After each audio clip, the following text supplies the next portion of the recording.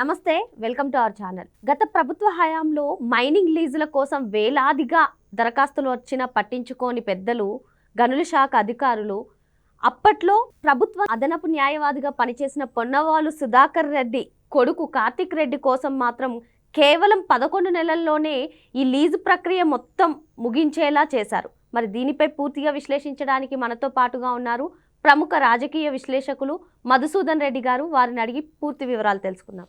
Sir నమస్తే. Sir నమస్తే అమ్మా. సార్, శ్రీకాకుళం జిల్లాలోని క్వారీ గనులపై కన్నేసిన పొన్నవేలు సుధాకర్ రెడ్డి కొడుకు కార్తిక్ రెడ్డి అప్పట్లో గనుల శాఖ అధికారిగా పనిచేసిన వెంకటరెడ్డి సహాయంతో కేవలం 11 నెలల్లోనే మైనింగ్ లీజును సొంతం చేసుకున్నారు. సార్, మరి అప్పట్లో వేలాదిగా దరఖాస్తులు వచ్చినా వాటిని మాత్రం ఏమాత్రం పట్టించుకోలేదు.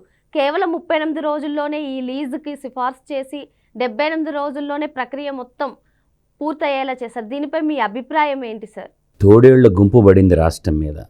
దేశంలో దొంగలు పడ్డారని ఒక సినిమా తీశారు అప్పట్లో. ఈ దొంగలందరూ కలిసి ప్రజలు ఓట్లేసి ప్రజలకి సేవకులుగా ఉంటామని చెప్పినటువంటి అందరూ కలిసి వివిధ రంగాల్లో అన్ని రంగాల మీద పడి బ్లూ గ్రానైట్ అంటారు దీన్ని, విలువైన సంపద మీద. ఇది జాతి సంపద. ఈ జాతి సంపదని దోచేయటానికి అసలు ఎంత బాధేస్తుందంటే తవ్వుతూ ఉంటే రోజుకు ఒకటి వస్తుంది. ప్రజలకేమో పప్పులు బెల్లాల పథకాలు ఇచ్చి వీళ్ళేమో లక్షల కోట్ల విలువైనటువంటి జాతి సంపదని దోసేసినటువంటి జాతి ద్రోహులు అన్నమాట. ఖచ్చితంగా ఇప్పుడు ప్రభుత్వం ఏం చేయాలంటే, ఏ ప్రభుత్వాన్నైనా ప్రజలు దేనికి ఎన్నుకుంటారమ్మా? ప్రజలకు సేవ చేయడానికి ఎన్నుకుంటారు. 20 సంవత్సరాలకు లీజు ఇవ్వటానికి ఈడెవడు వాడెవడు? ప్రజలు ఎన్నుకుండేది ఏంటంటే ప్రభుత్వాన్ని 5 సంవత్సరాలకు ఎన్నుకుంటారు. 5 సంవత్సరాల తర్వాత ఏ ప్రభుత్వం వస్తుందో కూడా ఎవరికి తెలియదు. వీళ్ళు బాబుగాడు జాగీర్దార్ అయినట్టు జగన్మోహన్ రెడ్డికి సేవకులుగా ఉంటే రాష్ట్రాన్ని రాసిచ్చేస్తారా? ఇప్పుడు ఆ పెద్ద ఆమె ఒక ఆమె ఉండేది, చిరంజీవి సినిమాలో ఒక డైలాగ్ ఉండేది, రాష్ట్రాన్నైనా రాసిస్తా కానీ నా కూతురు నీకు ఈయనంటుండేది అన్నమాట. వాణిశ్రీ గారు చెప్తుండేవాళ్ళు. రాష్ట్రాన్ని మీద పడి ఈ మిడతల గుంపు ఎక్కడ శ్రీకాకుళం జిల్లా, ఎక్కడ చిత్తూరు జిల్లా, ఈడాడో నెల్లూరు జిల్లాలో చెట్టు కింద ప్లేడరు. వీడికి ఇన్ని కోట్ల విలువైనటువంటి గ్రానైట్ సంపదని ఎందుకు రాసించాల్సి వచ్చింది? ఇప్పుడు ఈ ప్రక్రియ ఏలాం పెట్టాలి. అవును సార్, అసలు జగన్మోహన్ రెడ్డి సీఎం అయిన తర్వాత 2019 నుంచి ఈ వేలంని ఎందుకు పక్కన పెట్టారు సార్? అంటే దోచుకోవడానికి. ఇప్పుడు జీఓఐఆర్ అని ఒక సంస్థ ఉండేదన్నమా. గవర్నమెంట్ జీవోలన్నీ కూడా దాంట్లో ఉండేవి. అసలు టెండరింగ్ లేకుండా ఈ తోడేళ్ళ గుంపు, ఈ మిడతల గుంపు రాష్ట్రం మీద పడి వీళ్ళు ఇష్టం ఇచ్చినట్టు దోచుకుంటా ఉంటే రోజుకొక అవినీతి పుట్టలు కానీ ఉసుళ్ళు కానీ వచ్చినట్టు వస్తూ ఉంటే ప్రభుత్వం అయితే వార్తాపత్రికలు ఎలుగు తీస్తున్నాయి. వాటి మీద పరిశోధించి వాటి మీద చర్యలు తీసుకోవాల్సినటువంటి ప్రభుత్వము కఠినంగా వ్యవహరించాలి. ఇలాంటి వ్యక్తుల మీద కఠినంగా వ్యవహరించకపోతే రాష్ట్ర ప్రభుత్వము ఈ జాతి ద్రోహుల్ని, ఇక్కడ ఏమవుద్దంటేనమ్మా, చదువుకున్న పిల్లలు ఉంటారు కాలేజీల్లో, మనం కష్టపడి చదివాం, బీటెక్ చేసాం, ఎంబీఏ చేసాం, ఎంసీఏ చేసాం, మనం ఇంత కష్టపడిన ఒక చిన్న ఉద్యోగం రావడం లేదురా, మనకు ఒక 20-30 వేల రూపాయల ఉద్యోగం బతుకు తెరువు రాదని వాళ్ళు కానీ చట్టాన్ని చేతిలోకి తీసుకున్నారంటే ఈ పరిస్థితి ఏంది నాకు చెప్పండి అమ్మా. అంటే జాతి ద్రోహుల్ని రక్షిస్తున్నది ఎవరు? అందువల్ల రాజకీయం అనే ముసుగు తగిలించుకొని ప్రజలందరి సంపదని ఈ విధంగా లూటీ చేస్తూ ఉంటే, అంటే దాదాపుగా 6,000 దరఖాస్తులు పెండింగ్లో ఉంటే ఈడు దరఖాస్తు మేఘాల మీద క్లియర్ చేశారంటే దీనికి అంతులేని కథలాగా ఉందమ్మా. అంటే 20 ఏళ్ళు లీజుకి ఇవ్వటం ఏంటమ్మా? 5 సంవత్సరాలకు ఇవ్వండి, దాని తర్వాత రాయల్టీలు అన్నీ సక్రంగా ఉంటే మరో 5 సంవత్సరాలు ఎక్స్టెండ్ చేయండి. ఫస్ట్ ఒక 5 ఇయర్స్ ఇవ్వండి, తర్వాత మరో 5 ఇయర్స్ మళ్ళీ ఎక్స్టెండ్ చేయండి. అంటే ఇది బ్లూ గ్రానైట్ అంటే ఇప్పుడు బ్లాక్ గ్రానైట్, బ్లూ గ్రానైట్ అని ఉంటుంది అన్నమాట. ఇప్పుడు చేంకుర్తి దగ్గర ఉంటుంది గెలాక్సీ గ్రానైట్ అని, చాలా విలువైన గ్రానైట్. అక్కడ అలాగే జరుగుతుంది. అందువల్ల ఏంటంటే నేను అనే పాయింట్ ఒకటి గుర్తుపెట్టుకోండి, లేస్తే నా బీసీ, నా ఎస్సీ, నా ఎస్టీ, నా మైనారిటీ అనే పదాలు వాడతాడు కదా, బాగా గుర్తుపెట్టుకోమ్మా, నా బీసీ, నా ఎస్సీ, నా ఎస్టీ, నా మైనారిటీ అనే పదాలు బాగా వాడతారు కదా.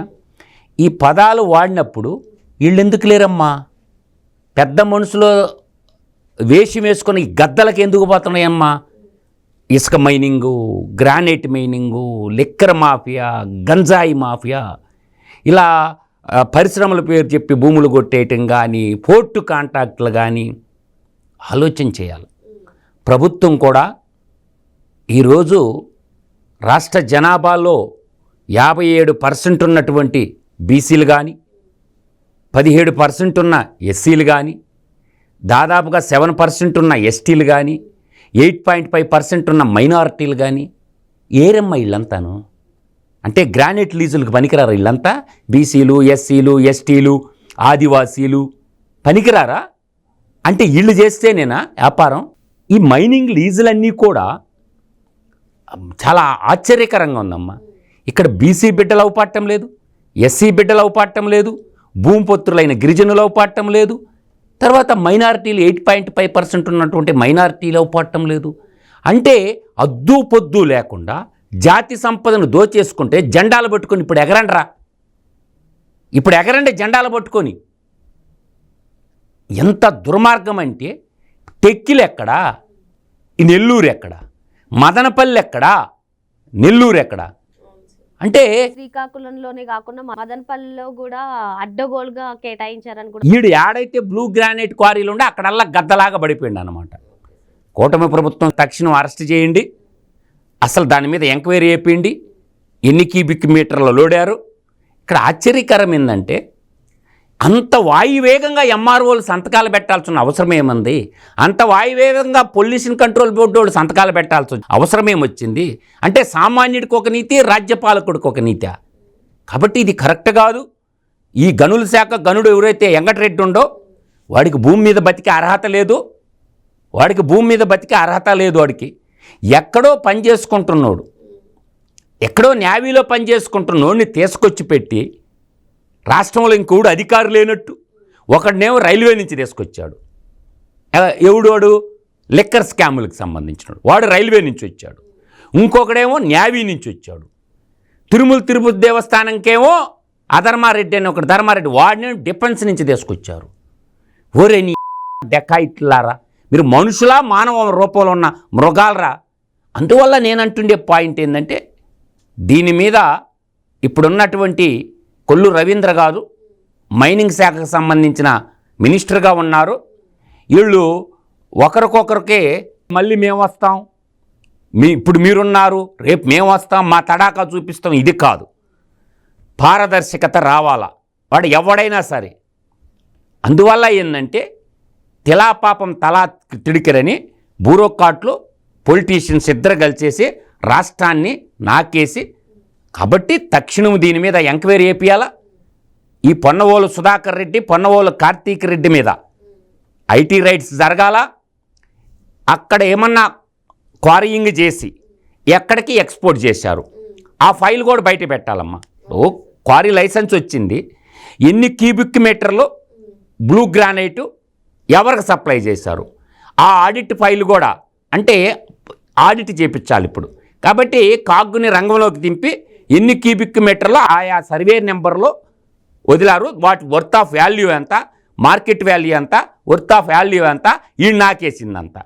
కాబట్టి ఇది ఒక ప్లాట్ఫామ్ చేసి సిఐడి ఆఫీసర్లు, ఒకవైపు సిఐడి ఆఫీసర్లు ఈ కేసు సుమోటోగా ఈ వార్తను తీసుకొని సుమోటోగా కేసు రిజిస్టర్ చేయాలా. తక్షణం కొల్లు రవీంద్ర స్పందించాలా. మినిస్టర్గా ఉన్నాడు కాబట్టి, మైనింగ్ మినిస్టర్గా ఉన్నాడు కాబట్టి కొల్లు రవీంద్ర గారు తక్షణం స్పందించాలా. స్పందించి ఇది తక్షణం అతన్ని అరెస్ట్ చేసి జైలుకి పంపించాలా. పెద్ద పుడింగ్ మాటలు మాట్లాడుతున్నారు కదా ఈ పొన్నవోలు. ఇప్పుడు చెప్పరా ముందుకొచ్చి నీ నీతి సూత్రాలు, న్యాయ సూత్రాలు, న్యాయ పాఠాలు, రూల్ ఆఫ్ లాలు ఇవన్నీ ఇప్పుడు చెప్పు. అదేమంటే వ్యాపారం చేయకూడదు అంటే శ్రీకాకుళం జిల్లా వాళ్ళు ఉండేవాళ్ళు మనుషులు కదా. అంటే ఎక్కడ శ్రీకాకుళం జిల్లా, ఎక్కడ మదనపల్లి, నీ ఊరెక్కడా, అక్కడ విలువైన గ్రానైట్ ఉందని వీడికి సమాచారం ఇచ్చినోడు ఎవడు. అందువల్ల ఏంటంటే ఇది దుర్మార్గమైనటువంటిదే. ఇప్పుడు వచ్చి మాట్లాడు, పశువుల మంత్రిగా పనిచేసింది కదా, మనుషుల డాక్టర్ పశువుల మంత్రిగా పనిచేసిండు కదా సిదిరి అప్పలరాజు. ఇప్పుడు మాట్లాడరా బయటకు వచ్చా. సిదిరి అప్పలరాజు ఇప్పుడు మాట్లాడు. ఒక ఆడపిల్ల గౌతు శిరీష ఉంటే అమ్మాయి మీద పడి ఏడ్చినువు కదా, ఆడబిడ్డ మీద పడి. ఇప్పుడు ఏడవరా నీ ఏడుపు? క్యాబినెట్ మంత్రిగా ఉన్నాడు కదా, కాబట్టి నీ వాటా ఎంత పశువుల మంత్రి? నువ్వు మనుషుల డాక్టర్ అని తెలుసు. సిదిరి అప్పలరాజు వాటా ఎంత? కాబట్టి ఈ దోపిడీదారులు అందరూ చేరి రాష్ట్రాన్ని నాకేస్తుంటే ప్రపంచవ్యాప్తంగా ఉన్న వాళ్ళు చాలా బాధపడుతున్నారు. నిమ్మ బడవ విజయసాయిరెడ్డి అందుకే విశాఖపట్నంలో తిష్టేసిండా. A1 ముఖ్యమంత్రిగా ఉన్నాడు, A2 విశాఖపట్నంలో ఉన్నాడు. మళ్ళీ A1 ముఖ్యమంత్రిగా ఉన్నాడు, వాళ్ళ సొంత బాబాయ్ అయినటువంటి సుబ్బారెడ్డి మళ్ళీ విశాఖపట్నం ఇన్ఛార్జిగా ఉన్నాడు. ఉత్తరాంధ్ర వాళ్ళకి ఆత్మగౌరవం లేదా? ఇప్పుడు LLPగా ఉన్నాడు బొత్స సత్యబాబా, పెద్ద తిమ్మింగ్లో ఉండరు కదా, లెక్కర్ డాను. ఇప్పుడు మాట్లాడరా బొత్స సత్యనారాయణ, దీని గురించి బయటకు వచ్చి మాట్లాడు. అంటే నీ సత్య డిస్టిలరీస్కి భూములు కేటాయించారు కాబట్టి చుప్చాప్ ఉంటాడు. ఆయన పెద్దల సభలో LLP కదా, ఇప్పుడు మాట్లాడరా బయటకు వచ్చి. ధర్మాన ప్రసాదరావు ఇప్పుడు మాట్లాడరా బయటకు వచ్చి. ధర్మాన కృష్ణదాస్ ఇప్పుడు మాట్లాడు బయటకు వచ్చి. సిదిరి అప్పలరాజు ఇప్పుడు మాట్లాడరా. ఒక్క ఆడపిల్ల మీద పడి ఏడ్చారు కదా, శిరీష మీద, సర్దార్ గౌతులచ్చన్న మనవరాల మీద. ఇప్పుడు మాట్లాడే నువ్వు నోళ్ళు పడిపోయినాయా? ఇప్పుడు ఆయన ఉన్నాడు కదా గుడివాడ అమర్నాథ్, కోడిగుడ్లు మంత్రి, IT మంత్రిగా పనిచేసినోడు. ఇప్పుడు మాట్లాడండి నలుగురు పెద్ద మనుషులు. ఉత్తరాంధ్రాలో ఇల్లే కదా ఉన్నదా రోజు. ఎవరు? గుడివాడ అమర్నాథ్, బొత్స సత్యనారాయణ, ధర్మాన కృష్ణదాసు, ధర్మాన ప్రసాదరావు, తర్వాత సిదిరి అప్పలరాజు. ఈ 5 మంది పుడింగుళ్ళు వచ్చి మాట్లాడంటారా ఇప్పుడా? పొన్నవోలు సుధాకర్ రెడ్డి కొడుకు ఏమన్నా మీకు బంధువా చుట్టమా? మీ ఉత్తరాంధ్ర జాతి సంపదను కొల్లగొట్టినటువంటి ఆ యదవని ఇంత చేసుంటే ఇప్పుడు మాట్లాడండి. ఇంకా ఆడికి పోయాలకి, మదనపల్లికి పోయాలకి ఇప్పుడు మాట్లాడవచ్చుగా. బొమ్మన కరుణాకర్ రెడ్డి, పెద్దిరెడ్డి రామచంద్రారెడ్డి, పెద్దిరెడ్డి మిథున్ రెడ్డి, చెవిరెడ్డి భాస్కర్ రెడ్డి ఏమైపోయారా మీరంతానా? ఈ కన్వర్షన్, కరప్షన్, కంటామినేట్ రెడ్లందరూ ఏమైపోయారా? ఇప్పుడు మాట్లాడండి. పొన్నవోలు సుధాకర్ రెడ్డికి ఎట్టో పోయిందమ్మ కొడుక్కి కార్తీక్ రెడ్డి మెయిన్ మదనపల్లిలోన. ఇది చాలా దుర్మార్గమైనటువంటి ప్రక్రియ. రాష్ట్రం మీద ఈ మిడతల దొండు, కలికాల కాలకేయులు, కలికాల జగనాసురుడు ముఠ, ఈ పులివెందల పాపులో ఎస్కోబార్ ముఠాబడి నాకేసింది. కాబట్టి తక్షణం కూటమి ప్రభుత్వం ఇంకా యాక్షన్లకు దిగండి సార్. చంద్రబాబు నాయుడు గారు ఉపేక్షించొద్దు. జైళ్ళు దోసిపారండి ఒక్కొక్కడిని. బెయిల్ వచ్చిన దాకా ఉంటాం. ఇవన్నీ కుదరదు. మొత్తం కాగ్గుని రంగంలోకి దింపండి. కాగ్గుకి చాలా పెద్ద పడిపడింది. ICWA చదువుకున్న ఆడిటర్లు దింపండి, కుర్రోళ్ళని ఆడిటింగ్ చేయించండి. మొత్తం ఎవడెవడు ఉండడు దీని కింద. పొల్యూషన్ అధికారులు కానీ, ఏడీలు కానీ, లెటర్ ఇచ్చినటువంటి MRO, నో అబ్జెక్షన్ లెటర్ ఇస్తాడు కదా MROలు కానీ, మొత్తం తక్షణం అరెస్ట్ చేయండి. అందువల్ల ఈ పాత్రలో ఉన్న వాళ్ళందరిని అరెస్ట్ చేసి జైల్లో పెడితే కూటమి ప్రభుత్వాన్ని శబాష్ అంటారు. ఈరోజు ఈనాడులో వచ్చిన ఈ ఆర్టికల్ మీద తక్షణం CID ఎంక్వైరీ జరగాల. వాడిని ఇమ్మీడియట్గా అరెస్ట్ చేయాలా. ఎవడెవడ సంతకాలు పెట్టారో వాళ్ళందరినీ జైల్లో పడేయాలా. అదేని మాత్రం నేను చెప్పగలను. ఇది మాత్రం కరెక్ట్ కాదు. అసలు నిజమైన దేశద్రోహులంటే వీళ్ళేనమ్మా. RRRని దేశద్రోహి అన్నారు కదా, ఈడు దేశభక్తుడా? ఈడు కూడా ఒక దేశద్రోహి. ఇప్పుడు మాట్లాడరా పొన్నవాళ్ళు సుధాకర్ రెడ్డి బయటకు వచ్చి నల్ల కౌట్ వేసుకుని పెద్ద లా గురించి ఉత్తరిస్తుంటావుగా మాట్లాడు. మరి ఈ ఘటనపై అయితే కూటమి ప్రభుత్వం వెంటనే చర్యలు తీసుకోవాలని చెప్పి సార్ అంటున్నారు. Thank you sir. నమస్కారం. మరో అంశంతో మళ్ళీ కలుద్దాం.